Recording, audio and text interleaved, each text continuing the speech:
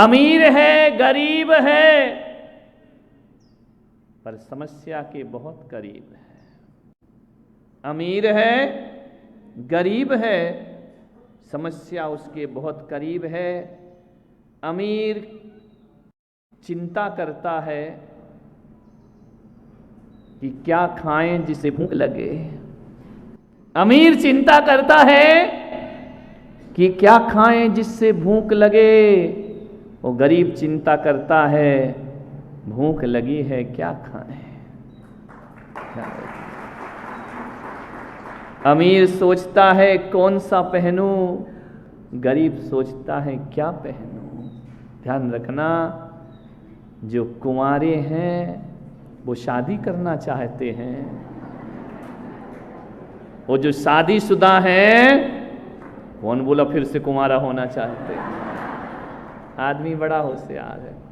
एक भक्त भगवान के पास पहुंचा कि भगवान मुझे मन्नत दे दे। भगवान ने पूछा क्या? बोले मुझे फिर से कुंवारा कर दे। भगवान ने कहा पागल, मन्नत मांग, जन्नत मत मांग। ध्यान रखिए, विचार करना है। हर किसी के जीवन में समस्याएं हैं। समस्याओं से रहित कौन है?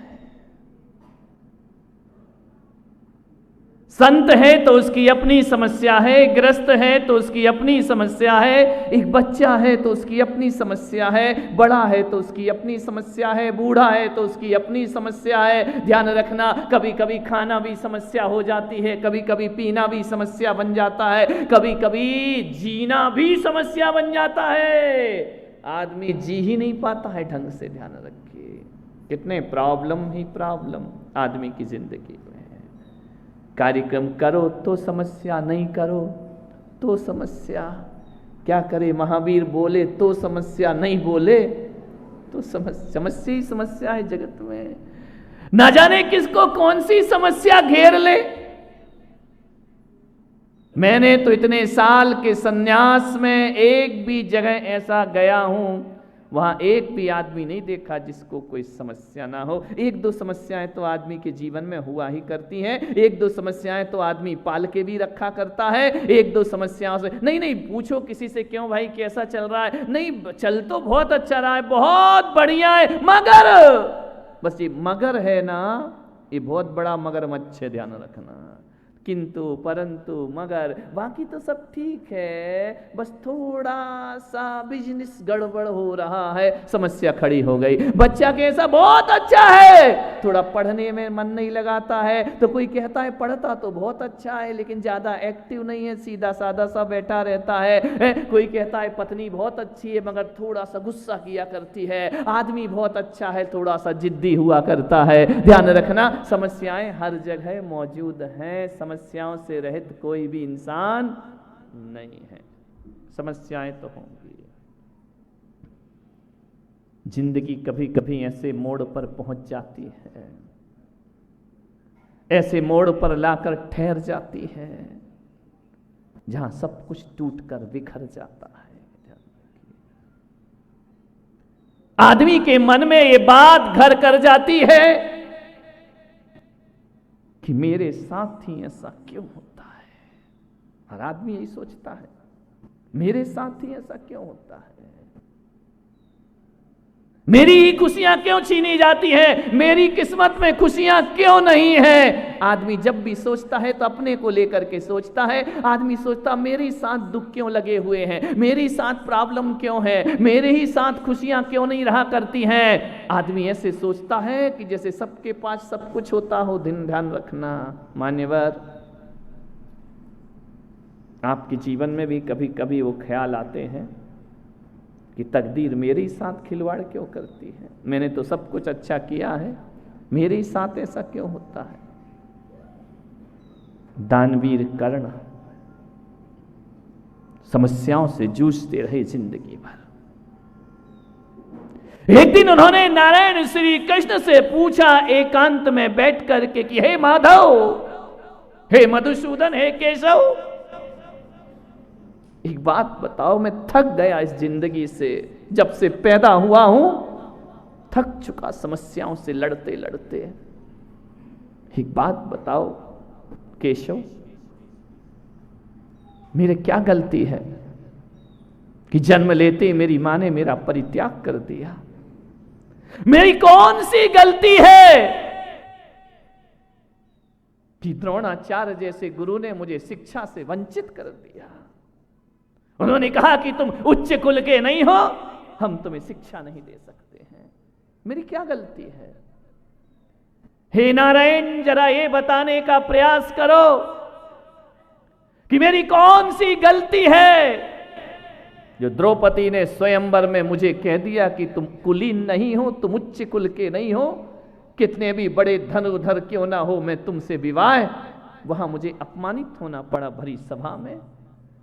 नारायण, जरा इतना तो बता दो कि मैंने कौन सा अपराध किया है अपनी जिंदगी में कि भगवान परशुराम जैसे गुरु मिले और मैंने उनकी गुरु भक्ति में अपनी जंघा में कीड़ा को प्रवेश करा के रक्त की धार बहा दी कि मेरी गुरु की निद्रा भंग ना हो जाए। इतनी गुरु सेवा करने के बाद मुझे अभिशाप मिला करता है।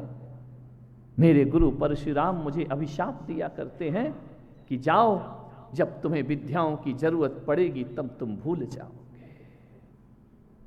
कृष्ण, मुझे बताओ नारायण, मेरे जीवन में इतनी समस्याएं क्यों हैं? मैंने कौन सा अपराध कर लिया है? मैंने कौन सा पाप कर लिया है? नारायण कृष्ण ने कहा कि कर्ण, घबराओ मत।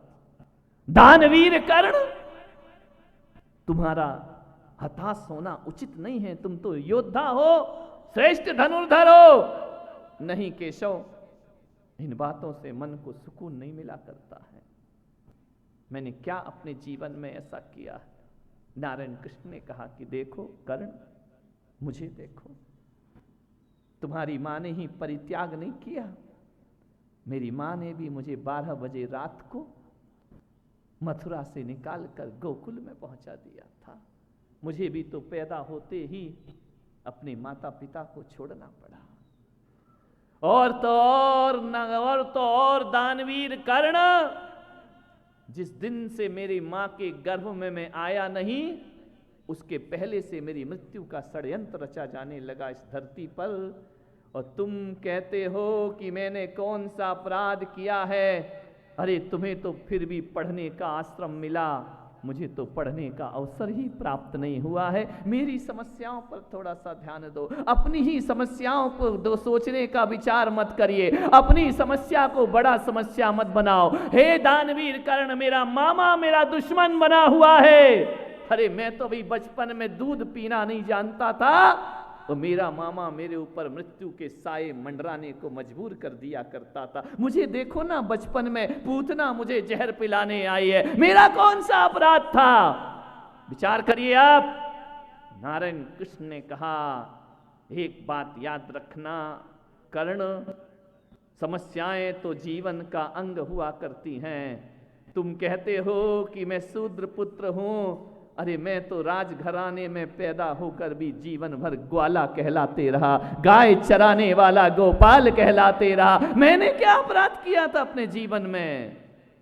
देखो नारायण कृष्ण ने कहा, मेरा जीवन भी तो समस्या भरा है ना। जेल में जन्म हुआ, गांव में बचपन बीता, महलों में जवानी गई। मेरा जीवन क्या है? कर्ण ने देखा, उसका दुख कुछ हल्का हुआ। नारायण कृष्ण ने कहा, जीवन तो समस्याओं से भरा ही होता है, और हकीकत में कर्ण जिसके जीवन में समस्या है वो जिंदा आदमी हुआ करता है। मुर्दों के पास कोई समस्या नहीं हुआ करती है। हमारे पास भी जीवन में बहुत सी समस्याएं हैं, मुर्दे के पास कोई समस्या नहीं होती है। मुर्दे को जलाने को ले जाओ तो मुर्दा तो ये भी नहीं पूछता है कि मुझे जला क्यों रहे हो, मुझे दफना क्यों रहे हो, क्यों मुझे पानी में बहाया जा रहा है। मुर्दा दिल वो इंसान हुआ करते हैं जिनके पास संघर्ष नहीं हुआ करते हैं। मुर्दा दिल वो आदमी होता है जिसके पास समस्या नहीं होती है। और मैं पुलक सागर आपको कहता हूं कि जिंदगी जिंदा दिली का नाम है, मुर्दा दिल क्या खाक जिया करते हैं। ध्यान रखिए, जिंदा दिली के साथ जीवन जियो, पूरा जीवंत होकर के जियो। एक बात याद रखना, संकट जीवन में जितने विकट होते हैं, जीवन उतना जीवट हुआ करता है, हमारा जीवन उतना जीवंत हुआ करता है। विपत्ति क्या है, संकट क्या है, कष्ट क्या है? कष्ट मालूम है, अनुभवों की विश्वविद्यालय हुआ करते हैं। दुख से आदमी को अनुभव मिला करते हैं। एक बात बताओ जरा, औरंगाबाद वालों, मैं आपसे पूछता हूं, यदि तुम्हारे जीवन में सब कुछ शांति से चले तो फिर क्या करोगे? समय पे भोजन मिल जाए, समय पे कपड़े मिल जाए, पैसा मिल जाए, रुपया मिल जाए, बच्चे हो जाएं, आज्ञाकारी हो जाएं, कुछ भी समस्या ना रहे, फिर क्या करोगे? क्या करोगे? ये जिंदगी जीने लायक ना रह जाएगी। आदमी क्यों जिएगा? हर चीज तुम्हारा वक्त पे हो जाए, हर इच्छाएं तुम्हारी पूरी हो जाए, तो मैं पुलक सागर कहता हूं कि शायद फिर जिंदगी जीने का मजा ही खत्म हो जाएगा। फिर जिंदगी उस अंधेरी रात की तरह सन्नाटा हो जाएगा। लेकिन एक बात याद रखना, रात भी सपनों में गुजर जाती है, आपके तो सपने ही खत्म हो जाएंगे, ध्यान रखना। इसलिए आपसे निवेदन कर रहा हूं कि जीवन में थोड़े बहुत समस्याएं और दुख तो हमारे जीवन में जरूर होना चाहिए। यदि दुख ना होगा तो जिंदगी कैसे बीतेगी? एक बात याद रखना, किसी के यहां आप भोजन करने को जाओ और मीठा ही मीठा रख दिया जाए और साथ में नमकीन ना हो तो मीठा बेस्वाद हो जाया करता है। आपसे मेरा निवेदन है, मीठे के साथ बीच बीच में थोड़ा सा नमकीन आ जाए तो मीठे का स्वाद और बढ़ जाया करता है। तो जिंदगी सुख और दुखों में चला करती है। अरे दुख मीठा की तरह, सुख मीठा की तरह है तो दुख उसका नमकीन हुआ करता है, जो जिंदगी का स्वाद है। थोड़े बहुत दुख तो होना चाहिए ना, होना चाहिए या नहीं? होना चाहिए ना। कैसे जियोगी जिंदगी नहीं तो? समस्या, जीने का मकसद ही खत्म हो जाएगा हमारे। नहीं, थोड़ी बहुत समस्याएं रखो। समस्याएं होंगी तो ही हम जिंदा रहेंगे। मालूम है मैं क्यों जिंदा हूं? पूरे देश की समस्याएं लेके चल रहा हूं, ध्यान रखना। जो आता है अपनी समस्या कह के चला जाता है, जो आता है अपनी समस्या कह के चला जाता है। महाराज ये हुआ, महाराज वो हुआ, कमरे में आते हमको ये समस्या, हमको वो समस्या। मैंने कहा अच्छा है, तुम्हारी समस्याएं होंगी तब तो मैं प्रवचन करूंगा। मैं तुम्हारी समस्या नहीं तो मेरे पास मैटर क्या बचेगा बोलने का? थोड़ी बहुत समस्याएं पाल के रखो, समस्याओं से घबराओ मत। कभी सोचना क्या समस्या है तुम्हारे जीवन में, क्या तकलीफ है तुम्हारे जीवन में, क्या दुख है तुम्हारे जीवन में। रोज सामायिक करो या ना करो, प्रतिक्रमण करो या ना करो, पूजा पाठ करो या ना करो, आदमी को 5 मिनट तो ये सोचना चाहिए कि मेरे जीवन में समस्या क्या है, क्या समस्या है, क्या तकलीफ है। विचार करो, क्या दुख है तुम्हारे जीवन में। इतना ही दुख होगा ना कि मेरा घर नहीं है, मेरा मकान नहीं है, इसमें काहे को दुखी होना? घर किसका है? थोड़ा चिंतन लगाओ, थोड़ी सी सोच बदलो तो दुर्भाग्य किस में बदल जाएगा?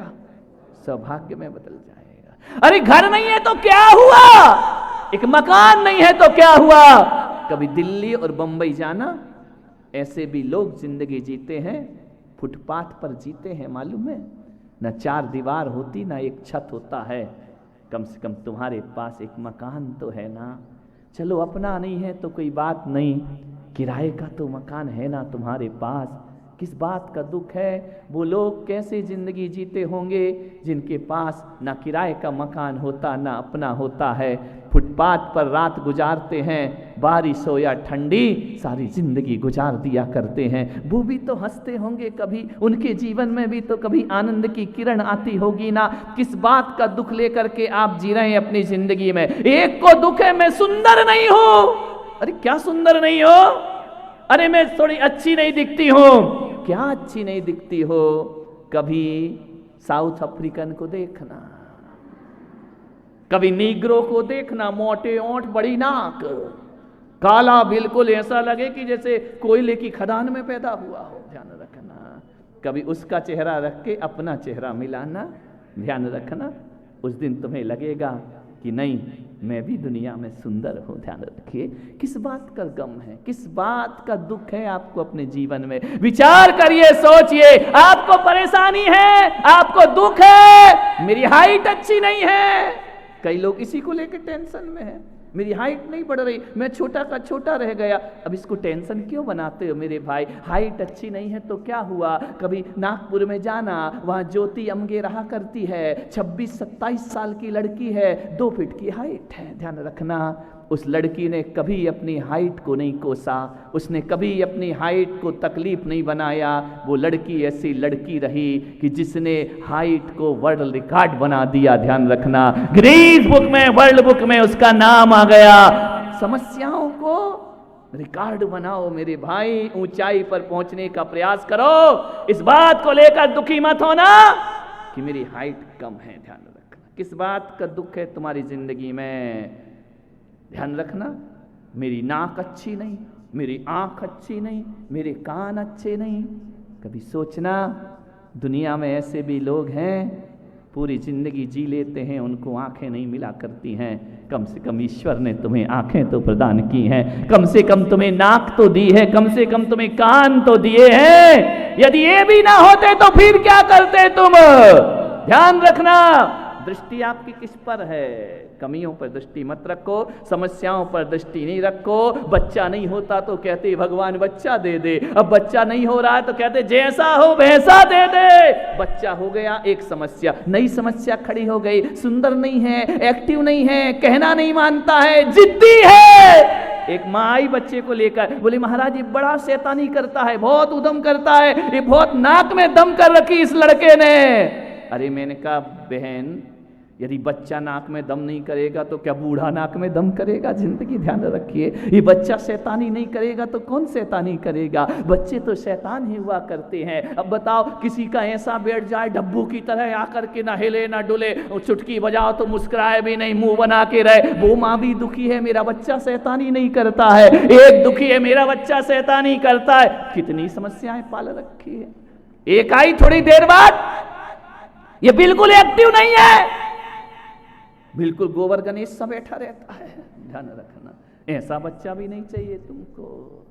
तुम्हारे मन का तुम्हें चाहिए क्या? कभी अपने मन से पूछने का प्रयास करना। मेरा पति, अरे पति क्यों परेशान हो गया बेचारा? बैंड बजा के लाया, आरती उतरवाई तुम्हारी, बरमाला डाली तुमको, लाखों समाज के लोगों को नचा डाला, शादी उसकी, नाच पड़ोसी रहे हैं। ध्यान रखना, कितने उत्साह से लेकर आया, उसकी माँ ने आरती उतारी, तेरे लिए उसने अलग से बेडरूम बनाया, तेरे लिए अलग से कपड़े लाया, आभूषण लाया। नहीं नहीं, वो तो सही है। तुम इनका फिर क्या समस्या है? बोले घुमाने नहीं ले जाता है। तेरा सत्यानाश, घुमाने नहीं, कम से कम इसको समझाओ महाराज, महीने में एक बार तो घुमाने ले जाए, कभी तो ढाबे का खाना खिलाए, कभी तो ले जाए 5 स्टार होटल में, घर में ही घुसे रहो, घर में ही घुसे रहो। ऐसा पति मिला है? अरे मेरे भाई, जिंदगी वो भी गुजारते हैं जिनके पति नहीं होते हैं। कम से कम तुम्हारे पास तुम्हारा पति तो है। ध्यान रखिए, जिंदगी को समझने का प्रयास करिए।